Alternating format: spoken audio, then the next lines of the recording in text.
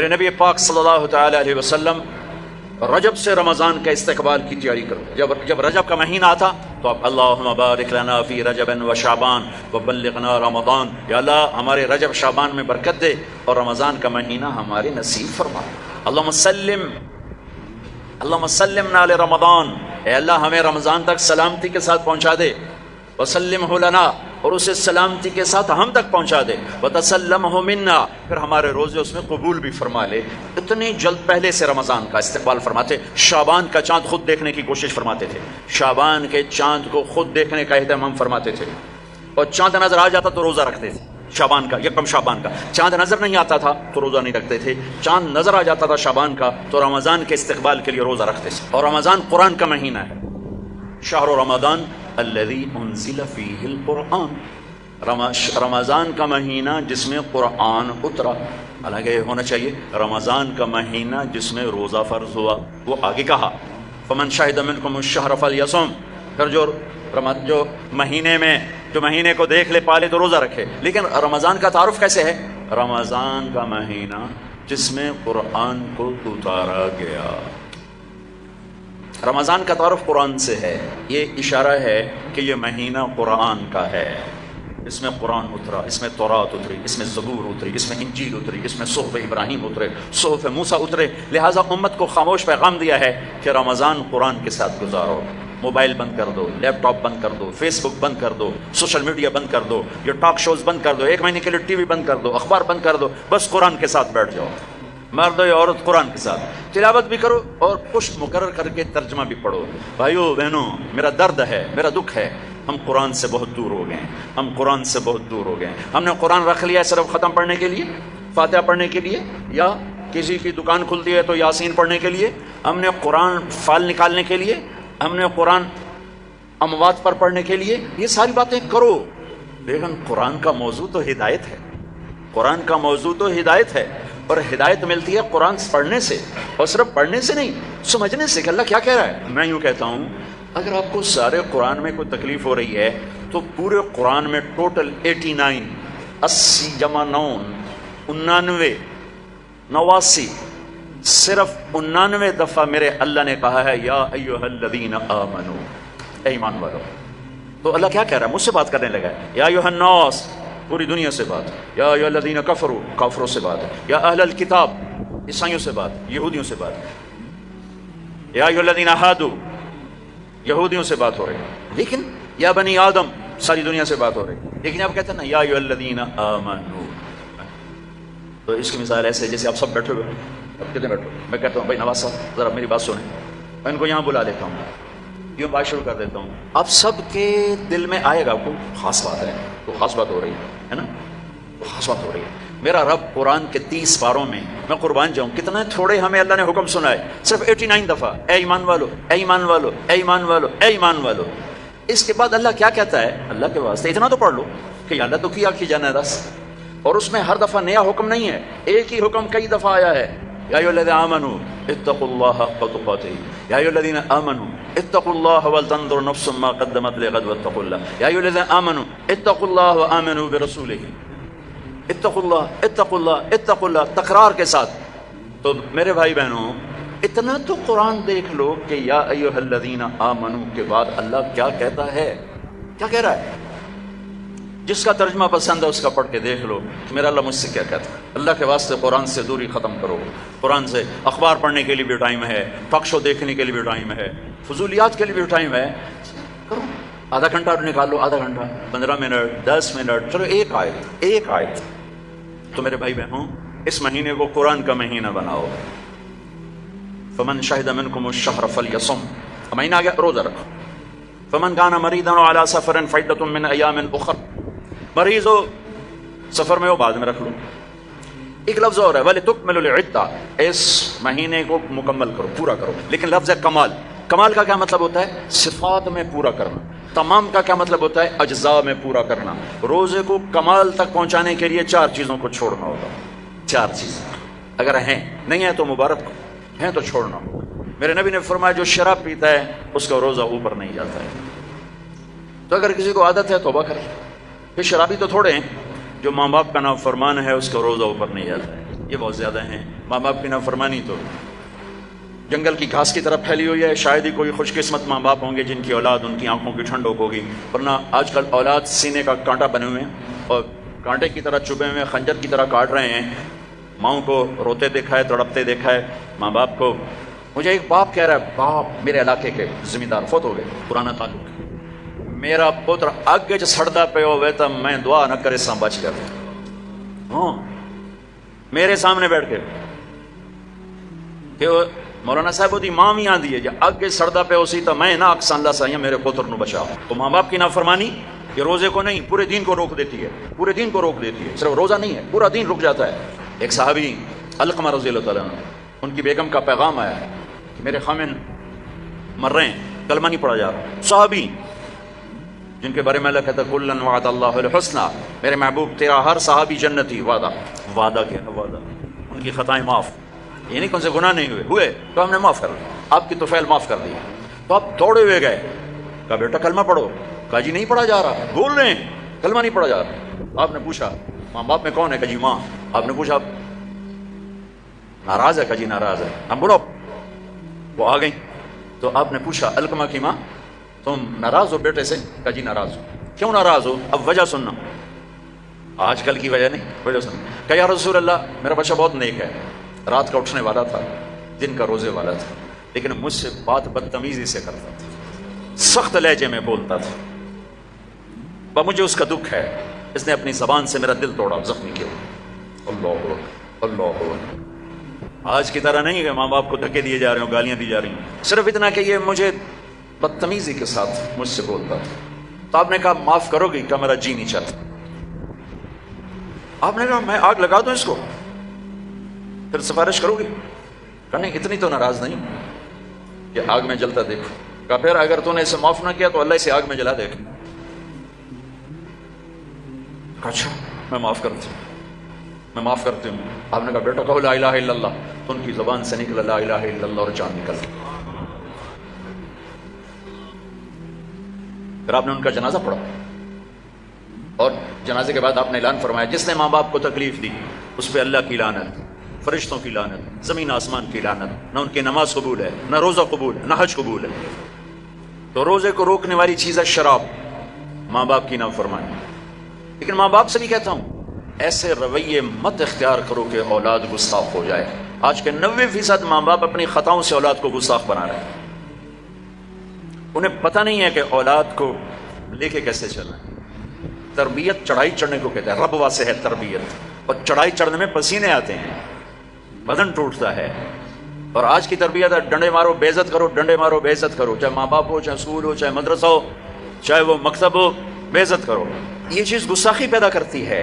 میرے نبی نے کہا اکرموا اولادکم، اکرموا اولادکم، اپنی اولاد کو عزت دو. حضرت علی کا فرمان ہے لأنہم خلقوا لزمان غیر زمانکم، یہ تم سے اگلے زمانے کے لیے پیدا کیے گئے ہیں. اگر اپنے نام کو باقی رکھنا چاہتے ہو تو ان کو عزت دو. اور میرے نبی کیسے عزت دیتے تھے؟ بس فاطمہ رضی اللہ تعالیٰ عنہا گھر تشریف لاتی، کبھی کبھی تو نہیں آتی، دیوار کے ساتھ دیوار ہے، آنا جانا لگا ہوا ہے لگا ہوا ہے لگا ہوا ہے.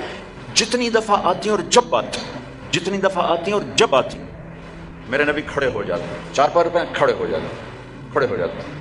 اور وہ فاطمہ ہیں، یہ میرے نبی ہیں، یہاں کھڑے ہو کر انتظار نہیں کرتے تھے، آگے بڑھ جاتے تھے، آگے بڑھتے تھے اور آگے بڑھ کر اپنی بیٹی کا ہاتھ پکڑتے، پھر یہاں بوسہ لیتے، پھر ان کا ہاتھ پکڑ کے لاتے، پہلے اپنی بیٹی کو بٹھاتے اور اس کے بعد خود بیٹھتے تھے. سبحان اللہ، کیا کمال ہے، کر کے دکھایا. ہم تو اپنے بیٹوں کا کبھی شاباش نہیں دیتے. میں نے ایک دوست سے کہا یار اپنے بچوں کو کبھی شاباش بھی دیا کر. کہ کس گل کی شاباش دے، سارا دن ستے رہتے ہیں شاباش دے، فلموں میں دن شاباش دے، گانے سنتے ہیں شاباش دے. میں کہ یہ تو برائیاں ہو گئیں، کوئی اچھائیاں بھی دیکھ. اچھائیاں بھی ہوں گی، چونکہ ہر انسان کے اندر نیگیٹو تار بھی ہے، پازیٹیو تار بھی ہے. تو ان کی اچھائیوں کو واہ واہ کرو، وہ برائیاں خود چھوڑتے چلے جائیں گے. ہر وقت ٹوکا ٹاکی، ہر وقت ٹوکا ٹاکی، یہ کیوں نہیں کیا، یہ کیوں نہیں کیا، یہ کرنا تھا. اور ایک یہ پڑھائیوں نے تباہ کر دیا ہماری نسل کو، ہماری اولاد کو. 3 سال کا بچہ جسے ماں کی گود کی ضرورت ہوتی ہے، وہ ظالم ماں ہے جو 3 سال کے بچے کو اسکول کے حوالے کر دیتی. تیسرا جس سے روزہ برباد ہوتا ہے، جو رشتہ داروں سے لڑتا ہے، خون کے، ماں کے رشتے، باپ کا رشتہ، چچا باپ کا رشتہ، باپ کی طرف سے جو بھی رشتے آ رہے ہیں باپ کی طرف سے، ان سے لڑائی، جھگڑے، ماں کی طرف سے رشتہ، خالہ، نانی، نانا، ماموں، باپ کا رشتہ، پھوپھی، پھوپھا، خالہ، خالو، جو ان سے سینگ پھنساتا رہتا ہے، لڑتا رہتا ہے، اس کا روزہ بھی اٹک جاتا ہے، اوپر نہیں آتا ہے۔ تو بھائی اگر کوئی ایسا لڑائی بڑائی کا چکر ہے، اس سے بھی توبہ کرو، اپنے روزے کو بچاؤ۔ چوتھا، جو کسی کے لیے دل میں نفرت پالتا ہے، دل میں بغض پالتا ہے، دل میں کینہ پالتا ہے، اس کا روزہ بھی اٹک جاتا ہے۔ اپنے دل کو بھائیوں بہنوں نفرت سے صاف کرو، بغض سے، کینہ سے صاف کرو، ماں باپ کی دعائیں لو، رشتہ داروں سے صلح کرو، اپنے روزہ بچاؤ تاکہ اللہ تقوی کا لباس دے اور اللہ کی بارگاہ میں پیشی ہو سکے۔ میرے محبوب صلی اللہ تعالیٰ علیہ وسلم تو سارا سال ہی روزے رکھتے تھے، سارا سال ہی روزے رکھتے تھے، اور ہمیں اللہ نے سحری عطا فرمائی۔ پہلی امتوں کو سحری نہیں ملی، ہمیں اللہ تعالیٰ نے سحری عطا فرمائی، ہمیں بھی 24 گھنٹے کا روزہ ملا۔ افطاری کر کے آنکھ لگی، روزہ شروع ہو گیا، روزہ شروع ہو گیا جو پہلا ہوتا تھا۔ تو ہمارا بھی ایسے ہی ہوا۔ تو ایک صحابی ہیں قیس بن سریمہ، وہ آئے، مزدور تھے، افطاری کا سامان نہیں تھا، بیوی گئی سامان لینے، ان کی آنکھ لگ گئی، ان کو آنے میں دیر ہو گئی، سورج چھپ گیا، دیکھا تو سوئے پڑے، کہا ہے ابن سریمہ مارا گیا۔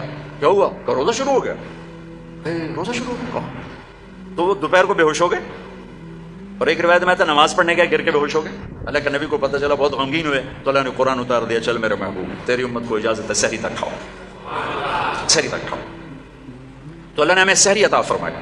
ہمارے نبی پاک صلی اللہ تعالیٰ وسلم سحری کے کھانے کی تاکید فرماتے تھے کہ یہ برکت والا کھانا ہے، اللہ اس کے فرشتے سحری کھانے والوں پر برکتیں رحمتیں نازل فرماتے ہیں۔ خود ہمارے نبی پاک صلی اللہ تعالیٰ وسلم سحری کا اہتمام فرماتے تھے۔ آپ تو عام طور پر 2-4 کھجوریں، ایک گلاس پانی، بس آپ کی سحری ہو جاتی ہے۔ اور آپ افطار بھی ایسے ہی فرماتے تھے کہ صحابی فرماتے ہیں آپ ایسے بیٹھے ہوتے، آپ کے ہاتھ میں کھجور ہوتی تھی، ایسے کھجور لے کے بیٹھے ہوتے تھے، اور ایک صحابی ٹیلے پہ چڑھا ہوتا تھا یا کسی مکان کی چھت پہ چڑھا ہوتا تھا، اور اس کو امر تھا بھائی سورج کو دیکھتے رہنا، آپ کھجور آپ کیسے ہاتھ میں ہوتی تھی۔ جو ہی وہ کہتا یا رسول اللہ سورج ڈوب گیا، تو آپ فوراً کھجور منہ میں لیتے تھے، پھر اس کے بعد تھوڑا تھوڑا کر کے پانی پیتے تھے۔ آپ نے پانی پہ افطار کیا ہے، آپ نے دودھ پہ افطار کیا ہے، آپ نے کھجور پہ افطار کیا ہے، آپ نے ستو بھی پیا ہے، اور سحری میں آپ نے روٹی بھی کھائی ہے، کھجور بھی کھائی ہے، دودھ بھی پیا ہے، زیتون کے ساتھ بھی لیا ہے، زیتون اور روٹی کے ساتھ آپ نے افطاری بھی فرمائی، افطاری کی دعوت میں بھی شرکت فرمائی ہے۔ سعد بن معاذ نے افطاری کی دعوت کی، صحابہ کی، آپ تشریف لے گئے، افطاری کرانا میرے نبی کی سنت طریقہ چلا رہا ہے۔ سعد بن عبادہ نے افطاری کی تو آپ اس میں تشریف لے گئے، تو وہاں زیتون، جو کی تازہ روٹی اور زیتون کے ساتھ آپ نے کھانا نوش فرمایا۔ ایک عجب واقعہ بھی ہوا وہاں، تو وہ یہ ٹائم تو تھا نہیں کہ بھائی ٹائم ہو گیا ہے، تو وہ سورج کو دیکھتے تھے، اور جب بادل ہوتے تھے تو اندازہ کرتے تھے۔ تو میرے نبی کی موجودگی میں ہوا کہ سب نے خیال کیا سورج غروب ہو گیا، سب نے کھا لیا، تو ایک دم بادل ہٹے تو سورج کھڑا ہوا تھا، تو پھر سب نے اس روزے کی شوال میں جا کر قضا کی۔ پورے مدینے سے یہ کام ہوا کہ وہ سورج کی موجودگی میں روزہ کھول لیا، جب بادل ہٹے تو پتہ چلا سورج تو بھی کھڑا ہوا ہے۔ اب ہفتے کو جاتے تھے قبا، ہر ہفتے کو اشراق وہاں پڑھتے تھے، لیکن رمضان میں 17 رمضان، پتہ نہیں کیا وجہ ہے، اس میں کیا حکمت ہے، 17 رمضان آپ قبا تشریف لے جاتے تھے اور وہاں مسجد میں قیام فرماتے تھے تھوڑی دیر کے لیے، اور پھر وہاں سے آپ واپس تشریف لاتے تھے۔ اور آخری اشراف اعتکاف، ایک پورا مہینہ اعتکاف کیا، پھر اس کے بعد 10 دن اعتکاف کیا، اور جس رمضان کے بعد آپ اللہ کے پاس گئے اس سال آپ نے 20 دن اعتکاف کیا، 20 دن۔ ایک دفعہ اعتکاف آپ نے اٹھا دیا، ایسے ہوا کہ آپ نے اعتکاف میں بیٹھے تو حضرت صفیہ رضی اللہ عنہ نے آپ سے اجازت مانگی کہ میں بھی آپ کے ساتھ بیٹھ جاؤں گا، بیٹھ جاؤ۔ انہوں نے بھی، آپ کے لیے خیمہ لگتا تھا، چھوٹا سا خیمہ تھا، اس میں چارپائی ہوتی تھی، اس پر بستر ہوتا تھا، اور کبھی آپ مغرب عشاء کے درمیان نہاتے بھی تھے، چونکہ گرمیوں کا رمضان پایا نا، سارا میں گرمیوں کا رمضان پایا، تو آپ اپنے اوپر پانی ڈلواتے تھے، اور کبھی یوں لیٹ جاتے اور سر آپ کا کھڑکی میں چلا جاتا، اور عائشہ رضی اللہ تعالیٰ عنہا آپ کا سر دھو کے کنگھی فرماتی، تیل لگاتی کنگھی فرماتی۔ آپ پیشاب استنجے کے لیے گھر تشریف جاتے، لیکن سحری و افطاری اعتکاف کی حالت میں آپ نے گھر نہیں کی بلکہ مسجد میں آ کے نوش فرماتے تھے۔ تو حضرت صفیہ کی دیکھا دیکھی 2 اور ازواج مطہرات نے بھی خیمے لگا لیے، تو پھر آپ نے اپنا اعتکاف موقوف کر دیا کہ وہ ایک گھر کا ماحول بن گیا، اور اعتکاف کا مقصد ہوتا ہے خلوت اور تنہائی، خلوت اور تنہائی، تاکہ اللہ سے آدمی کھل کے بات کر سکے۔ تو پھر آپ نے وہ اعتکاف شوال میں 10 دن اس کے اپنے پورے فرمائے۔ تو آخری عشرے میں آپ اعتکاف کا آپ کا معمول تھا۔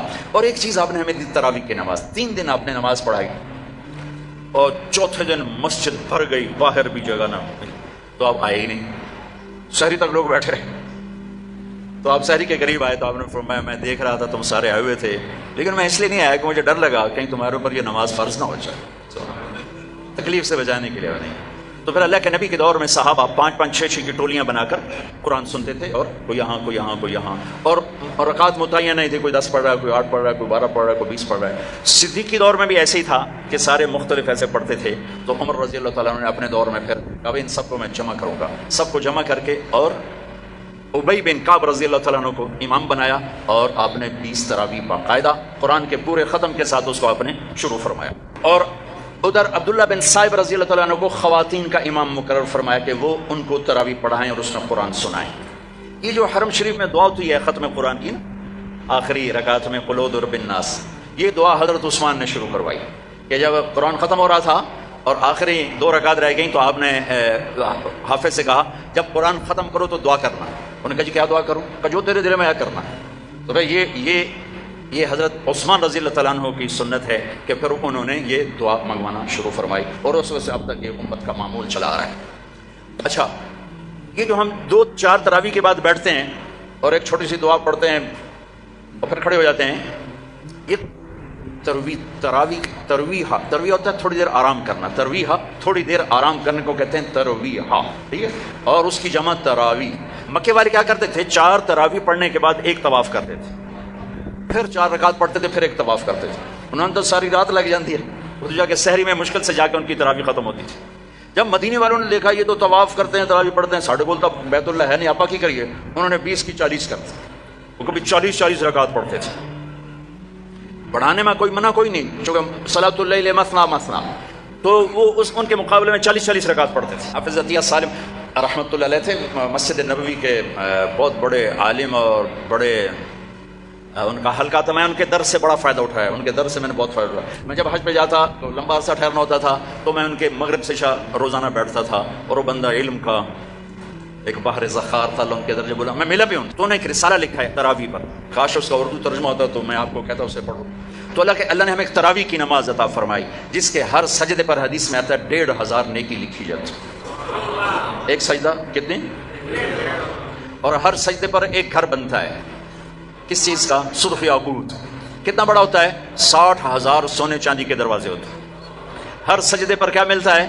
ایک درخت جس کے نیچے 100 سال عربی گھوڑا دوڑ سکتا ہے۔ پھر تراویح اور روزے کے بدلے کیا ملتا ہے؟ اللہ آخری رات کہتا ہے میرے بندے بندی ہو، دن کا روزہ رات کی تراویح میں نے دیکھا، میں نے قبول کیا، جاؤ معاف کر دیا، جاؤ معاف کر دیا۔ ایک سحری میں اللہ کے نبی کے سامنے بکرے کی سری پیش کی گئی، آپ کے گھر میں تو نہیں پکتی تھی، کہیں سے پک کر آئی، تو آپ کھا رہے تھے، تو حضرت علی بھی آپ کے ساتھ، تو ارباز بن ساریہ اوپر سے آ گیا، آپ نے کہا آؤ برکت کا کھانا ہمارے ساتھ کھاؤ، وہ بھی بیٹھ گئے، تینوں کھا رہے ہیں۔ بلال آئے، یا رسول اللہ نماز ٹائم ختم، اور یہ کہہ کے باہر چلے گئے۔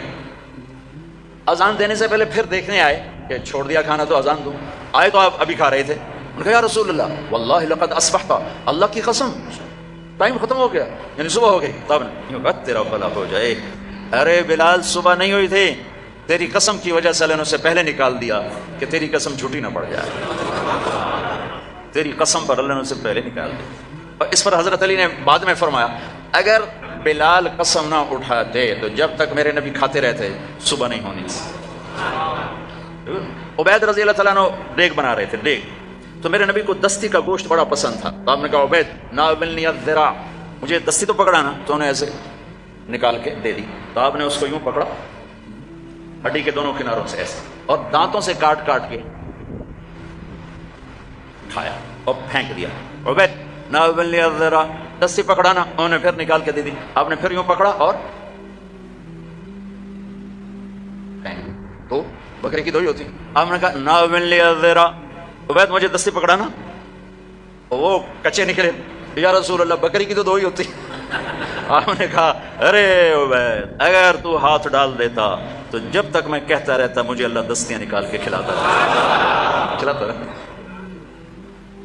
تو بھائیو اللہ نے ہمیں بہت خوبصورت مہینہ دیا ہے، اب اس کی رحمتوں کا مہینہ ہے، جہنم کے دروازے بند ہیں، جنت کے دروازے کھلے ہوئے ہیں، اور اللہ کی معافی کے اعلان ہو رہے ہیں۔ آپس کی لڑائیاں معاف کرو، جھگڑے معاف کرو، جس سے بھی ہو، بیوی سے لڑائی ہے، بیوی کی خامن سے لڑائی ہے، ماں باپ کی بچوں سے، بچوں کی ماں باپ سے، بھائی بھائی سے، پارٹنر سے، دوست سے، اللہ کے واسطے دفن کر دو، دفن کر دو، اپنے ملک کو پاک کر دو لڑائیوں سے، فرقہ واریت سے۔ اس رمضان میں فرقہ واریت کو دفن کر دو۔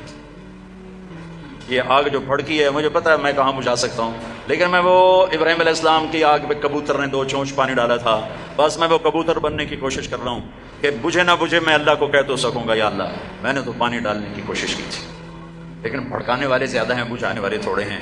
لیکن تم تو نہ بھڑکو، تم تو نہ بھڑکو، ایسی باتیں مت سنو جو تمہیں فرقوں میں بانٹ دیں، جو تمہیں کسی دوسرے مسلمان فرقے کے بارے میں نفرت سے بھر دیں، کفر سے بھر دیں۔ ارے بھائیو، کسی کو کافر کہنا آسان کام نہیں ہوتا ہے، آسان کام نہیں ہوتا ہے۔ اللہ کے واسطے وقت کی رفتار دیکھو، افق کا رنگ دیکھو، آسمان کے تیور دیکھو، زمین کی گردش دیکھو، اتنے زمین بھی تیور بدل رہی ہے، فلک بھی آنکھیں دکھا رہا ہے، اس کے باوجود اس قدر نفرت دین کے نام پر، کفر کافر کفر کافر۔ کون جائے گا جنت؟ کس کے لیے جنت؟ پھر بھائیو دروازے اپنے مسلک پہ قابو رہو، دوسرے کو عزت دو، دوسرے کے لیے بھی جنت کا دروازہ کھلا رکھو، صرف اپنے واسطے نہ کھولو اساں اندر جا کے تو ود کنڈا لا لینا کہ انہوں وڑن ہی نہیں دے۔ ایسی حماقت نہ کرو۔ میرے نبی کی امت بہت بڑی امت ہے، اور میرا رب بڑا کریم رب ہے۔ اس رمضان کے مہینے کو محبت کا رمضان بناؤ، درگزر کا رمضان بناؤ، راتوں کو تراویح پڑھو، دن میں روزہ رکھو، انشاءاللہ سارے گناہ معاف ہوں گے۔ اور مہینے کے آخر میں ہے مالدار آدمی کے اوپر کہ وہ روزے کی زکوٰۃ ادا کرے، روزے کی زکوٰۃ ادا کرے، جو کشمش کے حساب سے 2000 کے قریب بنتی ہے، کھجور کے حساب سے کوئی 800-900، میں سے اندازاً کہہ رہا ہوں، اور گندم کے حساب سے تو اخبار میں پڑھا تھا 100 روپے بنتی ہے۔ لیکن جو لوگ مالدار ہیں گندوں کے حساب سے نہ دو، کشمش کے حساب سے دو، تو انشاءاللہ اس کا آپ کو بہت بہت اجر عظیم عطا فرمائے گا۔